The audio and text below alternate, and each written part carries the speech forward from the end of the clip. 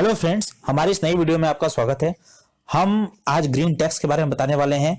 हरित कर के बारे में आज आपको हम बताएंगे। ये 1 अप्रैल 2022 को लागू होने वाला है। इसका ऑब्जेक्टिव है क्लीन एयर की, जिससे कि हम अपने एयर पोल्यूशन को कम करके ग्रीन टैक्स लगा के अपने जितने भी सिटीजन है हमारे कंट्री के उन्हें जागरूक करके उनके व्हीकल पे कुछ मात्रा में टैक्स लेके लें, जिससे कि वो आने वाले समय में जितने भी पुराने व्हीकल उनके हैं उन्हें बदलें और नए व्हीकल को खरीदें, जिससे कि हमारा इन्वायरमेंट सुरक्षित हो। और एक जो एयर पोल्यूशन हम इसमें जो ज्यादातर बढ़ता जा रहा है, जो lung infection, lung cancer, lung infection का बहुत बड़ा आज के डेट में कारण है, वो काफी हद तक दूर किया जा सके। तो गवर्नमेंट का यही ऑब्जेक्टिव, इसलिए गवर्नमेंट ने ग्रीन टैक्स लगाने के लिए एक नई पहल की है। इसके बारे में इस वीडियो में डिटेल में बताएंगे। वीडियो को अंत तक देखिएगा, मिस मत करिएगा, बहुत इंपॉर्टेंट होने वाला है वीडियो।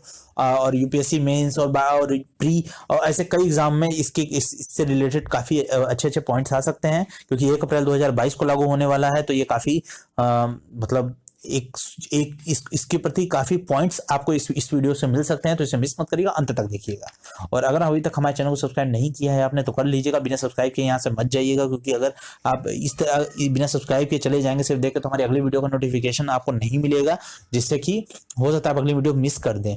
और हम इस तरह के अच्छे अच्छे कंटेंट लेते हैं, हमेशा समय समय पर ले आते हैं, उनको जरूर देखिएगा। और चलिए फ्रेंड्स, तो शुरू करते हैं।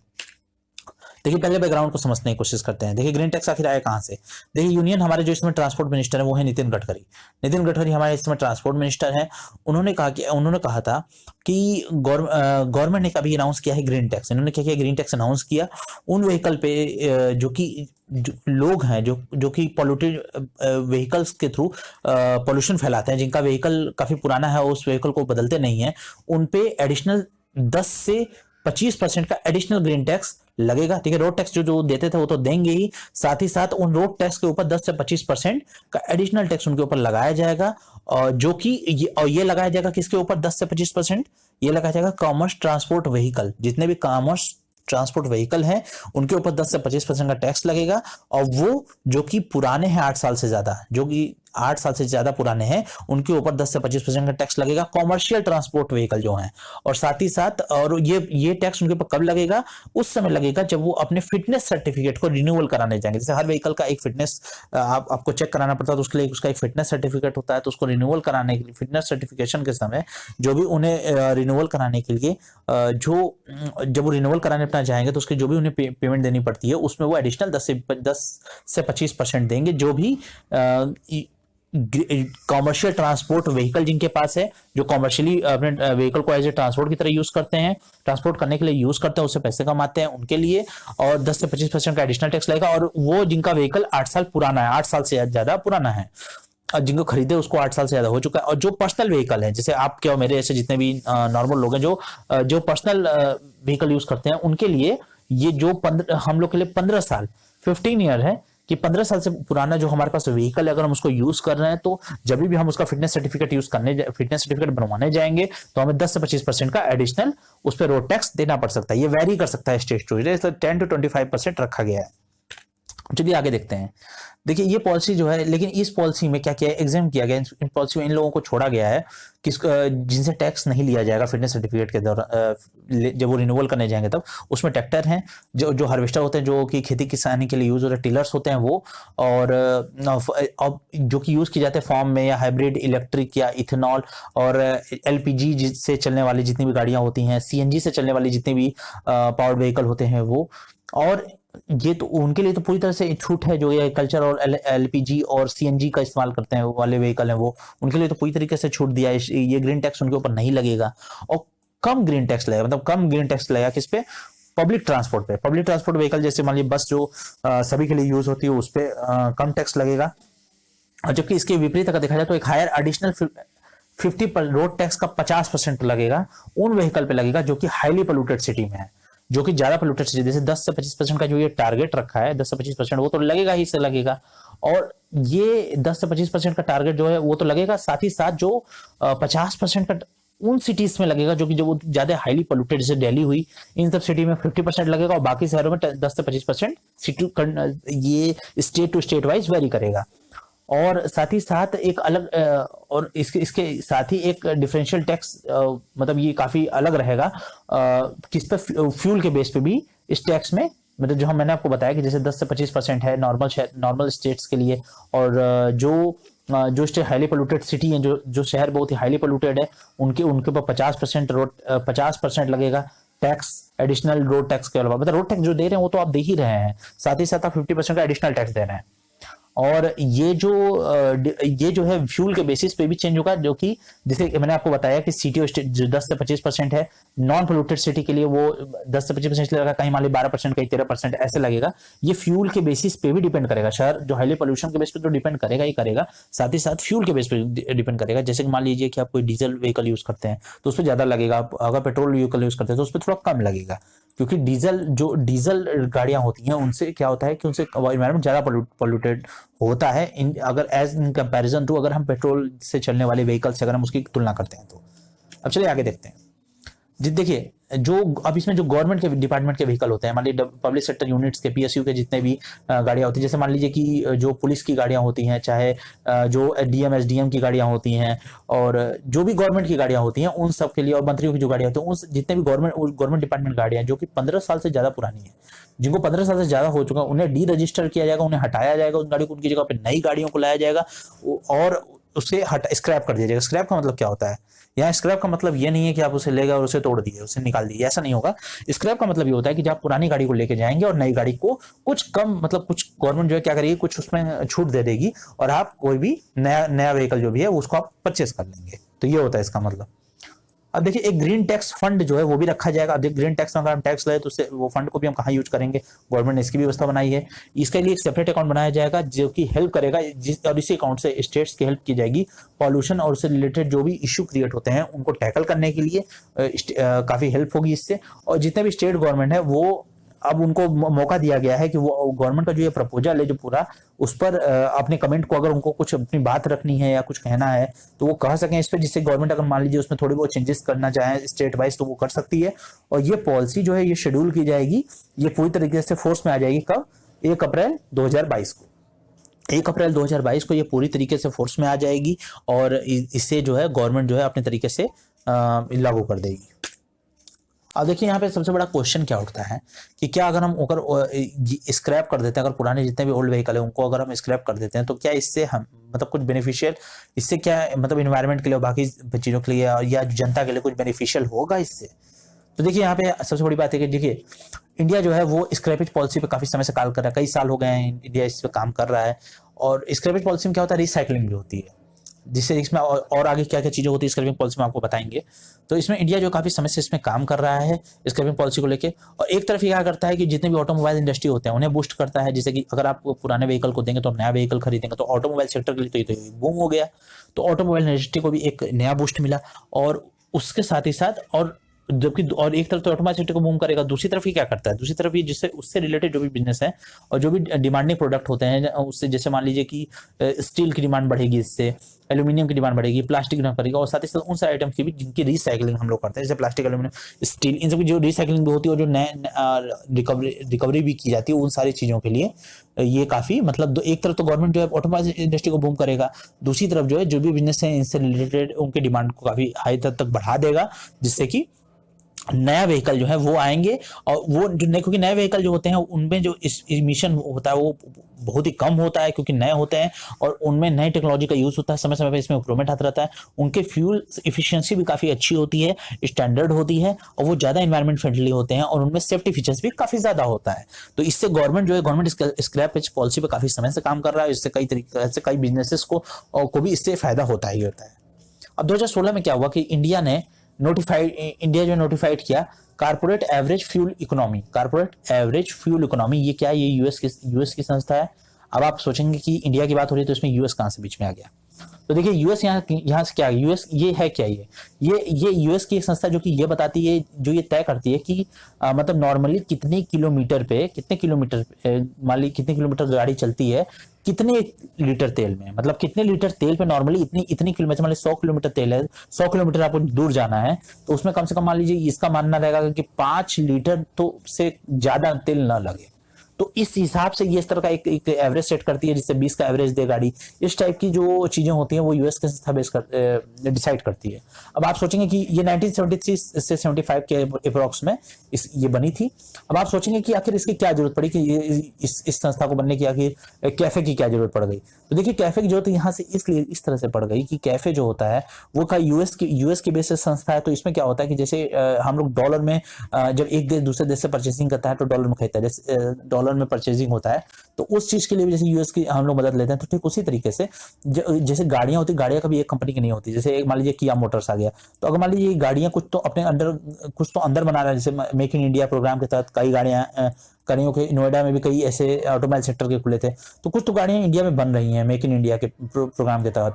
लेकिन कुछ ऐसे भी होती हैं जो बाहर से इंपोर्ट होती हैं, तो उन गाड़ियों के लिए हमें बाहर से परचेसिंग करनी पड़ती है मेक इन इंडिया में के तहत। तो जो बाहर से हम लोग परचेस करते हैं जो भी गाड़ियों को, वो क्या करती हैं कि यूएस से उसमें हम लोग परचेसिंग करेंगे, इसमें डॉलर में होगा।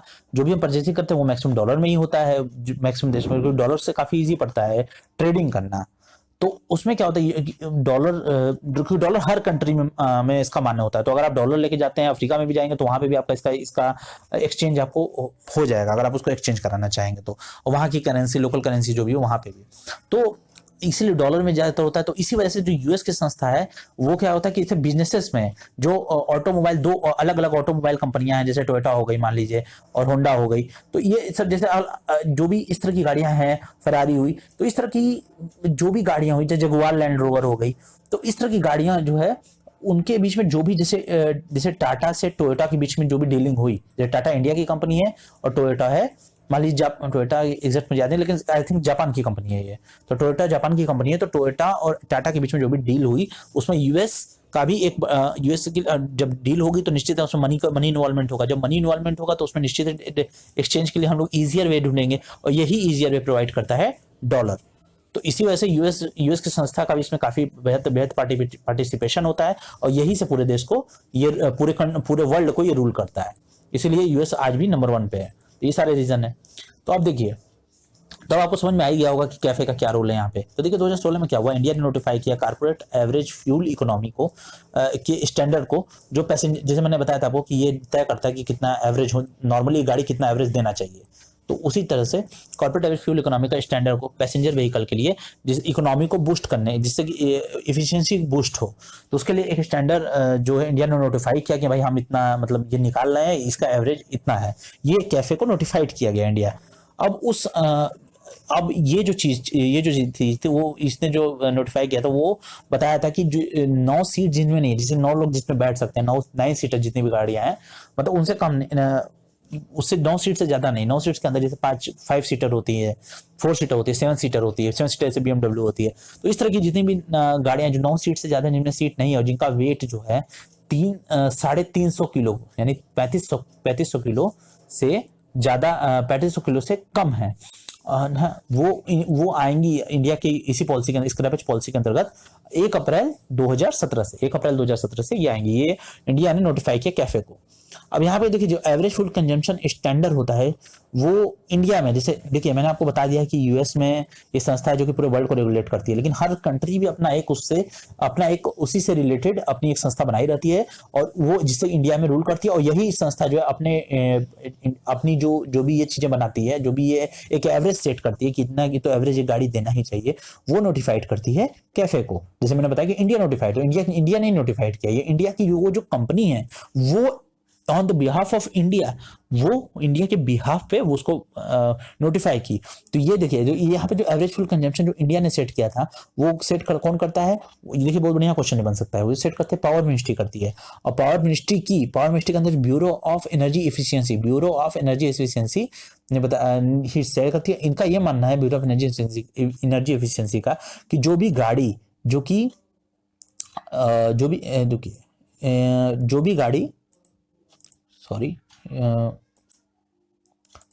तो ये तय करती है कि ब्यूरो ऑफ एनर्जी एफिशिएंसी जो है इंडिया की, जो पावर मिनिस्ट्री के अंतर्गत आती है, वो ये तय करती है कि जो कोई भी गाड़ी जो है वो कम से कम 5.49 लीटर्स में, अगर 5.49 लीटर का तेल डलवाते हैं तो उसमें कम से कम 100 किलोमीटर चलना चाहिए।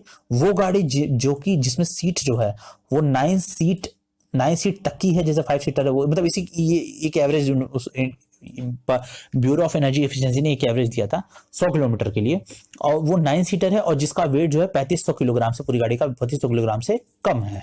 तो उसके लिए एक स्टैंडर्ड सेट किया था जो इंडिया की ब्यूरो ऑफ एनर्जी एफिशिएंसी ने उसने दिया था। अब देखिए सेकंड राउंड में इसने क्या किया था, एक टाइटर एफिशिएंसी नॉर्म दिया था जो कि शेड्यूल करने को, जिसको शेड्यूल करना था 2022 तक।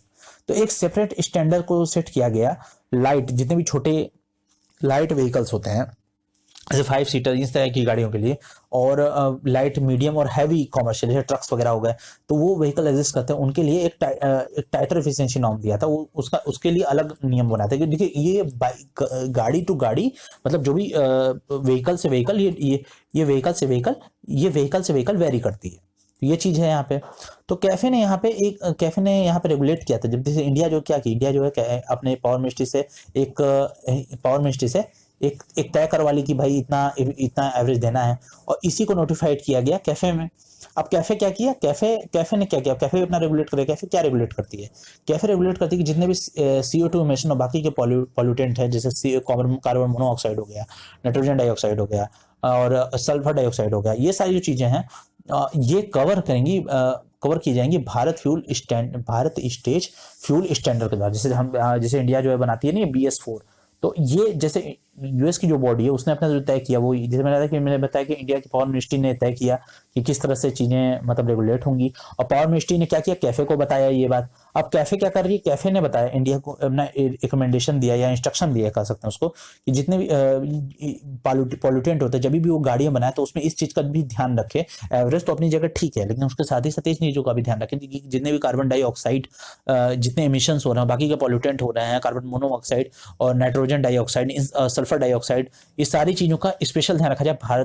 किसके अंतर्गत, भारत स्टेज फ्यूल स्टैंडर्ड जिसे कहते हैं ना BS4 या BS3। तो इस टाइप की जितनी भी चीजें होती हैं वो भारत स्टेज फ्यूल स्टैंडर्ड्स के अंतर्गत आता है। तो अब समझ में आ गया होगा आपको कि चीजें क्या है। ये देखिए ये काफी मतलब ये समझना काफी इजी नहीं है। इसे समझने के लिए काफी मतलब आपको इंटेलिजेंस का इस्तेमाल करना होगा, काफी बुद्धि लगानी पड़ेगी इसके लिए, और हम आपको बहुत ही इजी वे में एक एक चीजों को लिंक करके आपको समझा रहे हैं। तो आप हमारे चैनल को सब्सक्राइब किए बिना मत जाइएगा, और इस तरह की वीडियो आपको समय पे हम लेके आएंगे, हमारी जिम्मेदारी है।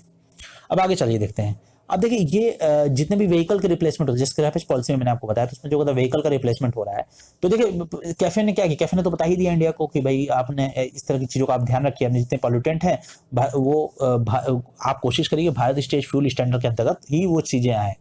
और इससे जो बेनिफिट आएगा, जितना भी व्हीकल रिप्लेसमेंट होता है, वो जो व्हीकल रिप्लेसमेंट करके स्क्रैपेज पॉलिसी के अंतर्गत जो भी व्हीकल का रिप्लेसमेंट होगा उसे नापा जाएगा, उसे गेज किया जाएगा, उसे नापा जाएगा किसके द्वारा, ट्रांसपोर्ट मिनिस्ट्री के द्वारा, ट्रांसपोर्ट मिनिस्ट्री के डेटा के द्वारा। ट्रांसपोर्ट मिनिस्ट्री जो अपनी डेटा देगी उससे कॉमर्शियल व्हीकल, जिसमें कॉमर्शियल व्हीकल हैं जो जिसमें 5% ऑफ व्हीकल फ्लीट जो भी है वो, और लेकिन जो इसका कंट्रीब्यूशन होगा वो 65.70% का टोटल व्हीकल पॉल्यूशन पे होगा। देखिए जो व्हीकल रिप्लेसमेंट करते हैं वो गेज किया जाएगा ट्रांसपोर्ट मिनिस्ट्री के द्वारा, और ट्रांसपोर्ट मिनिस्ट्री के डेटा के द्वारा, और ट्रांसपोर्ट मिनिस्ट्री का जो डेटा आएगा, जो भी ट्रांसपोर्ट मिनिस्ट्री का डेटा आएगा, वो ट्रांसपोर्ट मिनिस्ट्री का डेटा जो आया उसके हिसाब से जो कॉमर्शियल व्हीकल हैं, जो कि कॉमर्शियल व्हीकल से 5% का व्हीकल फ्लीट होता है। कॉमर्शियल जो भी व्हीकल बनते हैं उनके भले ही वो 5% है, उससे ज्यादा पैसेंजर व्हीकल जैसे चलते हैं, लेकिन जो कॉमर्शियल व्हीकल होते हैं उनका जो कंट्रीब्यूशन होता है टोटल व्हीकुलर पोल्यूशन में वो 65.70% यानी 65.7% से ज्यादा का होता है। यानी सबसे ज्यादा 5% के होते हैं, लेकिन ये टोटल 65.70% का ये टोटल इन्वायरमेंट को पोल्यूट करने में अपना योगदान देते हैं।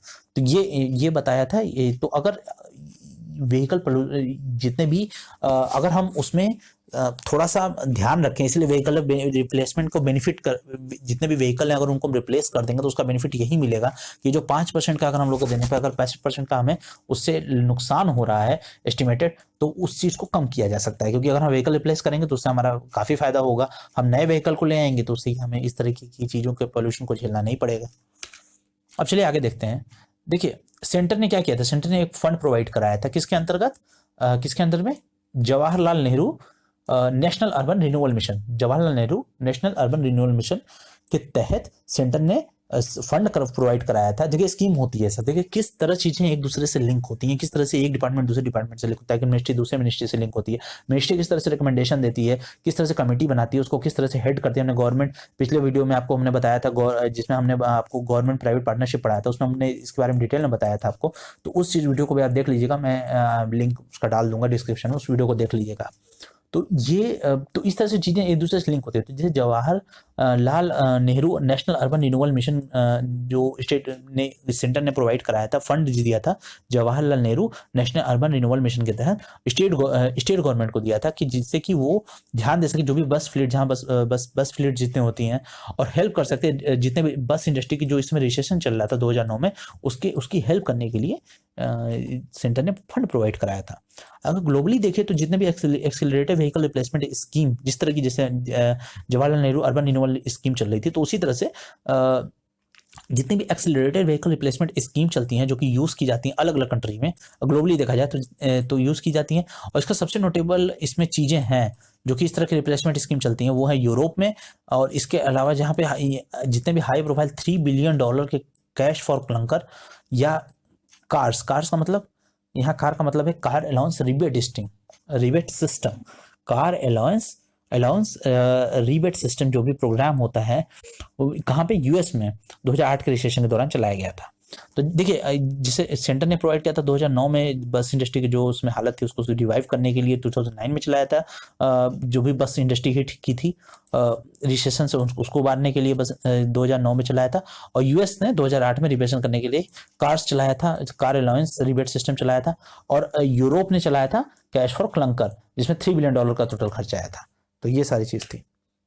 अब अगर ऑफिशियल एवेल्युएशन देखा जाए, अगर ऑफिशियल का जितना एवेल्युएशन किया जाए यूएस स्कीम को लेके, जितना यूएस में स्कीम चल रही है, वो उसका एवरेज माइलेज इफिशियंसी जो है वो 58% है। वो 58% उसका बढ़ गया। और जितने भी नए व्हीकल आए वो उनसे इन्वायरमेंट को काफी फायदा हुआ, और उनसे एयर पोल्यूशन बहुत ही कम हो रहा था, जो भी ऑफिशियल एवेल्युएशन है उनके हिसाब से। जबकि कुछ सिटी ऐसी हैं जो इनका ये कहना है कि जो भी यूएस की स्कीम है वो बहुत ही केयरफुली टारगेटेड नहीं है। कुछ क्रिटिक्स का ये मानना है कि जो भी यूएस की स्कीम है वो बहुत ही केयरफुली टारगेटेड नहीं है, और वो ज़्यादातर टारगेट करती हैं, सिर्फ उन्हीं को हेल्प करती हैं जो कि नहीं अफेक्ट कर सकते इस रिप्लेसमेंट को। देखिए कुछ ऐसे भी लोग होते हैं जो इस चीज़ को एफर्ट नहीं कर सकते। अगर जैसे अगर आप कहिए कि मैं आपसे कहूँ कि आप ओल्ड व्हीकल को अपने दे दो और नया व्हीकल ले लो, तो नया व्हीकल लेंगे तो उसका पैसा तो नहीं कि आपको पैसा देना नहीं पड़ेगा। तो आप कई लोग ऐसे होंगे आप में से जो कहेंगे कि नहीं मेरे पास अभी पैसा नहीं है, मैंने उसे नहीं एफर्ट कर सकता। तो ये यहाँ वही चीज़ बात करें, उसी क्रिटिक्स ने उन्हें उसी बात को उठाया कि जो यूएस की स्कीमें चल रही है पूरी केयरफुली टारगेटेड नहीं है, ये सिर्फ उन्हीं को हेल्प कर रही है जो ये उनके लिए ये उन्हें हेल्प कर रही है जो कि रिप्लेस नहीं कर पा रहे अपने व्हीकल को। तो जो BEE है, ब्यूरो ऑफ एनर्जी एफिशिएंसी, उसने एस्टिमेट किया था कि जो हायर एफिशिएंसी नॉर्म है वो उससे क्या हुआ है कि जो नया नॉर्म जैसे मतलब BS4 या इस तरह की चीज़ें आई, ये हाई एफिशिएंसी नॉर्म है इसको कहा जाएगा। उससे क्या हो कि नए व्हीकल जब पूरे रिप्लेस हो गए, जो पुराने व्हीकल रिप्लेस होकर नए व्हीकल आए, उससे क्या हुआ, फ्यूल का रिडक्शन, जो फ्यूल यूज हो रहा है किसी भी गाड़ी में उसका रिडक्शन हुआ। फ्यूल का रिडक्शन हुआ कितना, 22.97 मिलियन टन। अगर मतलब ये मानना था कि मतलब अगर ने जो एस्टिमेट किया था कि जो हायर एफिशिएंसी नॉर्म अगर इसको लागू कर दिया जाए तो 2025 तक इंडिया में जो फ्यूल की हम लोग अभी तक जो खपत करते हैं वो 22.97 मिलियन टन कम हो जाएगा। अब चलिए अगला, अब ये देखा जाए कि क्या ये, जैसे मैंने अभी आपको एक क्वेश्चन उठाया था कि क्या स्क्रैपिंग, अगर ओल्ड व्हीकल को क्या इसे स्क्रैप करते क्या बेनिफिशियल है, तो हाँ इसका कहा जा सकता है, क्रिटिक्स हैं इसके, लेकिन ये भी कहा जा सकता है कि बेनिफिशियल ये है, क्योंकि अगर ये किया जाए तो 2025 तक इंडिया में ब्यूरो ऑफ एनर्जी एफिशिएंसी के डेटा के द्वारा ये कहा जा सकता है कि 22.97 मिलियन टन इंडिया में तेल की खपत कम होगी। तो ये तो बहुत अच्छी न्यूज़ है।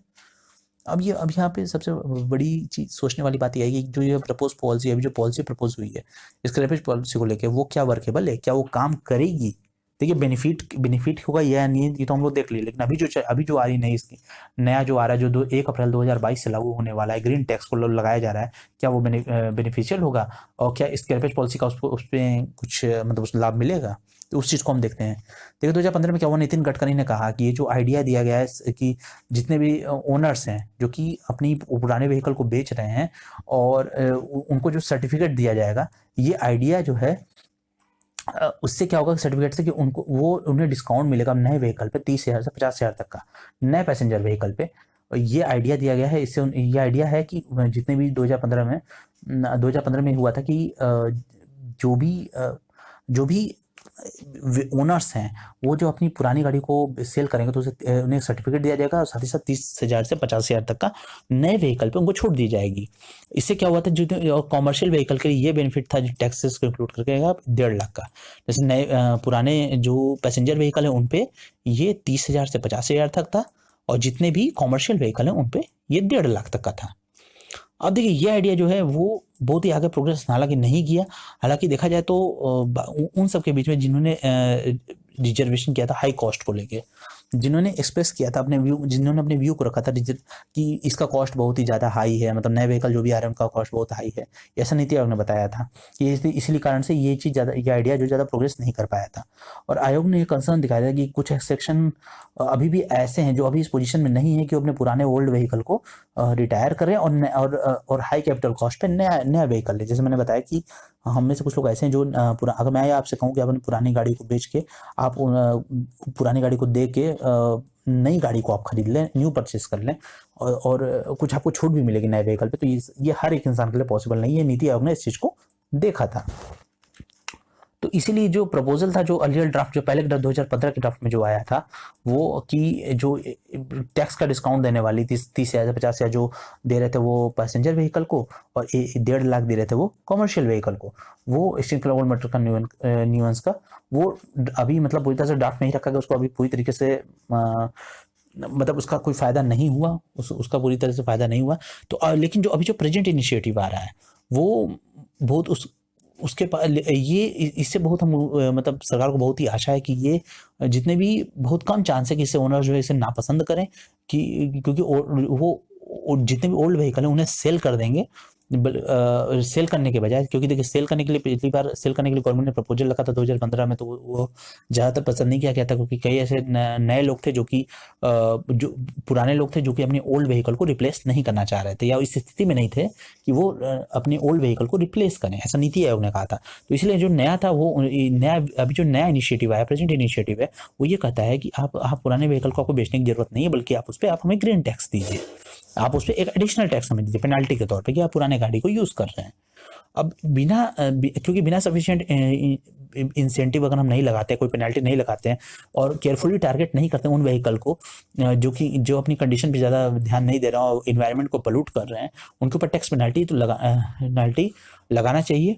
और ये जो है साथ ही साथ इसको डिसइंसेंटिव भी रखना चाहिए कॉमर्शियल व्हीकल के जितने ओनर हैं उनको, क्योंकि टैक्स जो है वो बहुत ही कम है अगर रीसेल वैल्यू को देखा जाए, रीसेल वैल्यू और उनकी अर्निंग पोटेंशियल को लेकर देखा जाए तो उससे ये टैक्स जो ग्रीन टैक्स जो लिया जा रहा है वो काफ़ी कम है।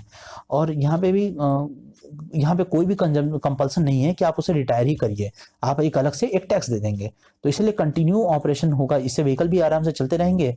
वो एक तरफ से सरकार जो नए उसी ग्रीन टैक्स से नए तरीके के प्रोग्राम्स को चलाती रहेगी जिससे कि क्लीन एयर ऑब्जेक्टिव को कंप्लीट कर सके सरकार, और साथ ही साथ पुराने व्हीकल को भी चेंज करने की कोई जरूरत नहीं होगी। तो लेकिन ये जो इनिशिएटिव है ये ऑटोमोबाइल इंडस्ट्री के लिए कोई भी अच्छी बात नहीं है, क्योंकि जब इंसान नया गाड़ी नहीं खरीदेगा तो ऑटोमोबाइल इंडस्ट्री के लिए तो वैसे भी ठीक नहीं रहेगा। तो ये चीज़ें थी। अब बात ये कि आगे क्या किया जा सकता है। जैसे मैंने बताया कि जो नया स्क्रैपेज पॉलिसी क्या वर्क कर रहा है, तो नया मैंने बताया 2015 में नितिन गडकरी जी ने ले आया था कहा था कि मतलब आज सर्टिफिकेट दिया जाएगा ओनर्स को जो भी अपनी गाड़ी को बदलेंगे, जितने भी पैसेंजर व्हीकल हैं उनको 30,000 से 50,000 का छूट दिया जाएगा नए गाड़ी खरीदने पे, और जितने भी कॉमर्शियल व्हीकल को ओनर हैं उनको 1.5 लाख की छूट दी जाएगी। ये नहीं पसंद किया गया तो बाद में उस पर ग्रीन टैक्स लगा दिया गया। अब आगे क्या किया जा सकता है। देखिए क्लीनअप के लिए जितने भी कॉमर्शियल ट्रांसपोर्ट व्हीकल हैं वो सबसे ज़्यादा हाईएस्ट कंसर्न है, क्योंकि उन्हीं से सबसे ज़्यादा क्या होता है, पोल्यूशन फैलता है, उन्हीं सबसे ज़्यादा इस सिटी को पोल्यूट होती है। तो ये सबसे बड़ा कंसर्न का विषय है। और कंसर्न इस पे सबसे बड़ा क्या आता है, उनकी फ्यूल इफिशियंसी को लेके, फ्यूल कितना वो खाते हैं, इमिशन कितना करते हैं, सेफ्टी चीज़ों को लेके, वो सारी चीज़ें हैं। तो सेंटर यहाँ पे ऑफर कर एक नया ग्रीन न्यू डील दे रही है, फाइनेंशियल ऑप्शन दे रही है, जैसे कि लोन्स दे रही है और ग्रांट्स दे रही है जितने भी स्मॉल छोटे ऑपरेटर हैं, कि वो अपने पुराने व्हीकल को हटा दें, उसकी जगह नए व्हीकल को लेके आएं। और इसके साथ ही साथ गवर्नमेंट क्या कर रही है, ये काम गवर्नमेंट तब कर रही है जब बढ़ा रही है वो ग्रीन टैक्स को भी हर साल लगाएगी, जिससे कि इससे होने वाले दुष्प्रभाव, जो पुराने व्हीकल को लोग, मान लीजिए कुछ लोग तुरंत उस चीज को स्क्रैप नहीं करते हैं, तो पुराने व्हीकल को होने नज इफेक्ट जो भी बुरे इफेक्ट होते हैं, झटके होते हैं, उसको सह सके। और जो दूसरा चीज गवर्नमेंट ये काम कर रही है वो हो रही, जितने भी बस कंपनियां हैं, जितने भी कंपनी बस चलती हैं जो कि हेल्प कर सकती हैं ग्रीन, जितने ग्रीन होते हैं, ग्रीन द फ्लीट को हेल्प कर सकती हैं ग्रीनरी को बढ़ाने के लिए, वो अपने पॉल्यूशन को कट कर सकती हैं। वो अपने पॉल्यूशन को कट कर, जितने भी बस कंपनियां हैं वो अभी जो नया टैक्स होगा उससे ये अपने जो भी नई ये चीज अपनी नए व्हीकल निकालेंगे उसमें कोशिश करेंगे कि ऐसे उसमें चीजें लगाएं जिससे कि पोल्यूशन बहुत ही कम हो। और जितने भी स्मॉल ऑपरेटर्स हैं जैसे कि ऑटो रिक्शा, उन्हें भी लो इंटरेस्ट पे लोन मिले, जिससे कि वो मूव कर सकें, ऑटो रिक्शा वाले इलेक्ट्रिक व्हीकल पे, पेट्रोल या डीजल व्हीकल से उस डायरेक्ट वो इलेक्ट्रिक व्हीकल पे मूव कर सकें। तो ये सारी चीज़ था। तो इसमें अगर वे फॉरवर्ड में देखा जाए तो दो चीज़ें हमें मतलब देखने को मिलती हैं। पहली तो हमें ये मिली है कि पहले तो हमें सबसे बड़ी चीज़ ये मिली है कि देखिए, क्लीन अप करने के लिए जितने भी कमर्शियल टैक्स के व्हीकल हैं वो सबसे बड़ा कंसर्न है, फ्यूल एफिशिएंसी को लेके, इमिशंस को लेके, सेफ्टी को लेके। तो सेंटर यहाँ पे ऑफर कर रहा है ग्रीन न्यू डील दे रहा है, एक ग्रीन न्यू डील, बहुत इंपॉर्टेंट ये लाइन है। ग्रीन न्यू डील दे रहा है और उन्हें फाइनेंशियल ऑप्शन दे रहा है, जैसे कि लोन देने के लिए, ग्रांट देने के लिए स्मॉल जितने ऑपरेटर हैं उनको, कि वो अपने पुराने व्हीकल को बदल दें, और साथ ही साथ तो ग्रीन टैक्स भी लगा रहा है। और दूसरा काम ये कर रहा है, जितने बस व्हीकल हैं उनके लिए ये उनके उनके उनके ऊपर ये जो सेकंड काम कर रहा है ये वो जितनी बस कंपनियां हैं उन्हें भी मतलब प्रोत्साहित कर रहा है कि वो हेल्प करें ग्रीन फ्लीट को, ग्रीनरी को बढ़ाने के लिए और पोल्यूशन फ्री एनवायरनमेंट करने के लिए वो मदद करें। और जितने भी स्मॉल ऑपरेटर हैं ऑटो रिक्शा, उन्हें भी मतलब लो इंटरेस्ट पे लोन दे रहा है, जिससे कि इलेक्ट्रिक मूव कर पाए। तो फ्रेंड्स, ये सारी चीज़ थी। आपको कैसा लगा हमें वीडियो बताइएगा। जी, हमने ग्रीन टैक्स को लेके आपको, हमें लगता है कि हमने सफिशिएंट जितनी बातें आपको समझानी चाहिए थी हमने समझा दिया है। और हमारे चैनल को सब्सक्राइब नहीं किया तो कर लीजिएगा। जैसे इस तरह की वीडियो आपके पास आ पाए समय समय पे, यूपीएससी से रिलेटेड हम पावरफुल कंटेंट लेके आ रहे हैं, जो कि मेंस में आपको और बाकी सारे एग्जाम्स में आपके काफ़ी हेल्प करने वाले हैं। बिना इस वीडियो को मिस मत करिएगा, अंत तक देखिए, शेयर कीजिएगा अपने ग्रुप में, और अपने ग्रुप में शेयर कीजिएगा इसको, और बाकी लोगों तक भी इस वीडियो को फैला दीजिएगा, जिससे कि लोगों को पता चल सके कि इस तरह की वीडियो काफ़ी हेल्पफुल उनके लिए भी हो जाए, आपके लिए भी हेल्पफुल हो, उनके लिए भी हेल्पफुल हो। और इसमें से कुछ पॉइंट निकाल के एक शॉर्ट नोट आप प्रिपेयर कर लीजिएगा इसका, जो कि आपको काफ़ी मतलब हेल्प होगा इससे। और साथ ही साथ हम एंशिएंट इंडियन हिस्ट्री की के लिए एक हैंड रिटन नोट्स लेके आ रहे हैं। तो आप हैंड रिटन नोट्स की लिंक आपको इसी वीडियो के कमेंट सेक्शन में मिल जाएगी, हैंड रिटन नोट्स की। तो उन्हें आप देखिएगा, और उन्हें मात्र उसकी कॉस्ट भी ज़्यादा नहीं है, उसकी कॉस्ट मात्र 10 रुपीज़ है। तो 10 रुपीज़ में आप उसको परचेस कर सकते हैं ईजिली, और परचेस करके आप अपने व्यू को उसी कमेंट सेक्शन में नीचे, उसी कमेंट के नीचे आप उसको रीड करके दे सकते हैं। तो फ्रेंड्स, अभी तक हमारे साथ इस चैनल पर बने रहने के लिए धन्यवाद। हेलो फ्रेंड्स, ये हमारा जो है रिच गाय का फेसबुक हैंडल है। ये 8811833329 हमारा व्हाट्सअप नंबर है। आप जाके इस पे अपने हमारे एग्जीक्यूटिव से बात करके आप अपने मन पसंदीदा चीज़ ऑर्डर कर सकते हैं। देखिए, हम कौन कौन सी चीज़ें ऑफर करते हैं, आप देखिए। ये देखिए, सन ग्लासेस हैं, कुर्ता सेट है प्लाजो, और कुर्ती, कोई भी कुर्ती हुई उसको आप ले सकते हैं, ज्वेलरी सेट ले सकते हैं, आप बेड शीट्स ले सकते हैं, टी शर्ट ले सकते हैं, शर्ट टी शर्ट, कई तरह के हमारे पास प्रोडक्ट है। आप जाएंगे इस पर, आप ऑटोमेटिकली स्क्रॉल करके देख सकते हैं और अपने मनपसंद चीज़ ऑर्डर कर सकते हैं। 12 डेज में प्रोडक्ट आपके घर तक पहुंच जाएगा। कैश ऑन डिलीवरी हम लोग ऑफर करते हैं।